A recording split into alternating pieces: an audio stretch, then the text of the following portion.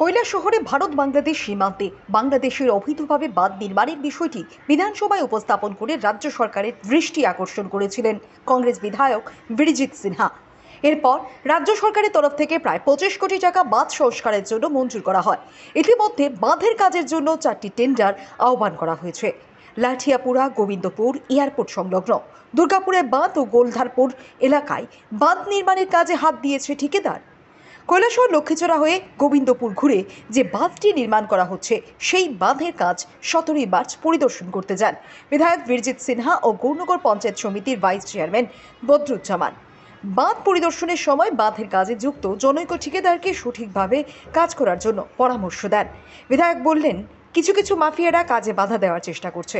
তিনি বললেন, জনগণ বাঁধের কাজের পক্ষে, কোনো ধরনের হুমকিকে যেন ঠিকাদার পাত্তা না দেন। ওর কাছে কমপ্লেন এসছে যে কিছু কিছু লোক এটার বাধা সৃষ্টি করছে, মাফিয়া। তো এখন পাবলিক কিন্তু এই বাঁধ নির্মাণের পক্ষে, তাড়াতাড়ি যেতে হয়। এই ব্যাপারে আমরা প্রশাসনকে কালকে আমরা জানাবো।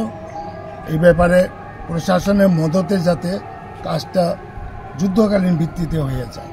এবং আমি এলাকার বিধায়ক হিসাবে কৈলাসহরে যেসব জনগণের কাছে এবং শুভবুদ্ধি সম্পন্ন মানুষের কাছে আবেদন রাখবো, কোঅপারেট করুন, সহযোগিতা করুন, সঠিক টাইম মতো যাতে বাঁধের কাজটা কমপ্লিট হয়।